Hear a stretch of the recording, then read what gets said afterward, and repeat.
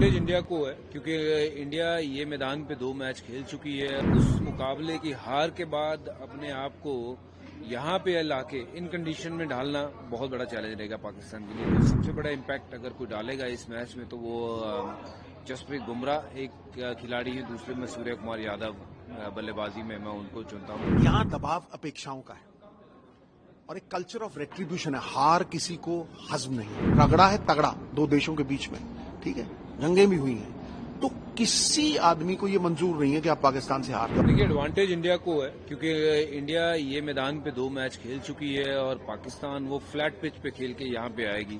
पिछला मुकाबला जरूर पाकिस्तान हारा है यूएसए के सामने और उस मुकाबले की हार के बाद अपने आप को यहाँ पे लाके इन कंडीशन में ढालना बहुत बड़ा चैलेंज रहेगा पाकिस्तान के लिए। तो एडवांटेज इंडिया के पास है और इंडिया अच्छा भी खेल रही है इस पिच के ऊपर।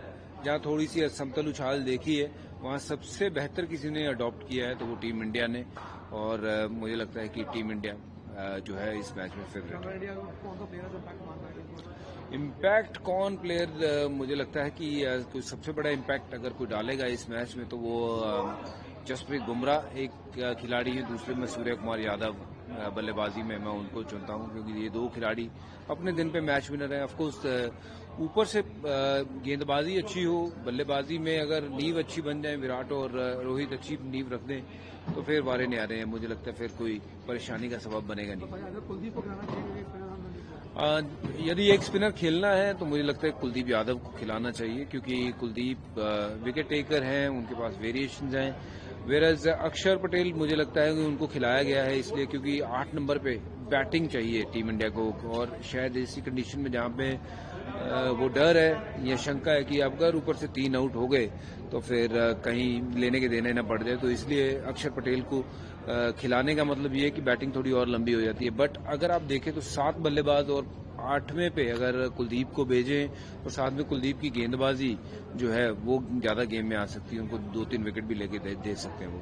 देखिए, यहाँ दबाव अपेक्षाओं का है और एक कल्चर ऑफ रेट्रीब्यूशन है। हार किसी को हजम नहीं है। हमारे जमाने में मुझे याद है जब 94 में हम सेमीफाइनल जीते थे पाकिस्तान के खिलाफ, तो लोगों को ऐसा लगता था यार वर्ल्ड कप ही जीत गए। इमरान खान को अपने होटल तक जाने के लिए 4 घंटे लगे थे। मेरे घर के बाहर करीब 30,000 लोग मिठाइयां बांट रहे थे। मेरी घरवाली इतनी घबरा गई, एसएसपी को फोन गया कि भाई वहां तो हंगामा हो गया है। वाइफ ने मुझे फोन किया तो एसएसपी कह रहा है सर वो तो लड्डू बांट रहे हैं, वो तो खुशियां मना रहे हैं। तो ये जो जश्न है ये बहुत बड़ा यूनिफायर है क्योंकि देखिए रगड़ा है तगड़ा 2 देशों के बीच में, ठीक है, जंगें भी हुई हैं, तो किसी आदमी को ये मंजूर नहीं है कि आप पाकिस्तान से हार जाओ। अगर आप पाकिस्तान के साथ जीतते हो तो फिर आप 0 से हीरो हो, चाहे आप पिछले 7 मैचों में कुछ ना किया हो। गंगा नहाने वाली बात है, आपके सब पाप धुल जाते हैं और आप एक हीरो की तरह इमर्ज करते हैं। मैं जब पाकिस्तान के साथ खेलता था शीशे के सामने खड़ा होकर कहता था बेटा शहरी यही मौका है, यहीं पे हीरो बनना है तुझे, अगर यहां कर दिया तो इट डजंट मैटर पहले क्या होता रहा है। सो ये इतना बड़ा मकाम है, it's a marketing managers dream, it's the mother of all battles. और यहां सबसे बड़ी चीज है अपेक्षाओं का दबाव। शेक्सपियर ने कहा था he is the happiest from whom no one expects, but when the Indian team walks out, सारा हिंदुस्तान जो भी बाहर सेटल्ड हिंदुस्तानी है उनकी एक ही अपेक्षा है कि पाकिस्तान को हरा दो गुरु। ये तो मतलब एक तरह का वर्ल्ड कप जीतने के बराबर ही है। एडवांटेज इंडिया क्यों? क्योंकि पाकिस्तान अगर आप पिछले मैचेस में देखें तो बड़ी करारी शिकस्त हुई है।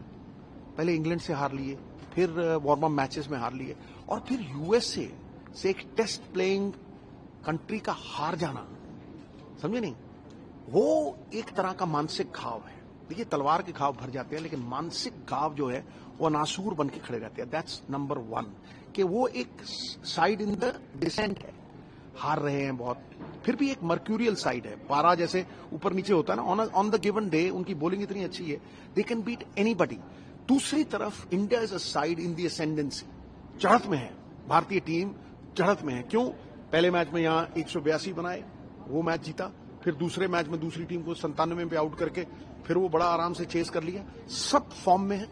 तो मुझे लगता है कि एडवांटेज है और पाकिस्तान एक पंख की चिड़िया के बराबर है क्योंकि बैटिंग उनकी नहीं चल रही। दूसरी बात, हार के आ रहे हैं और यहां की कंडीशन से वो वाकिफ नहीं है।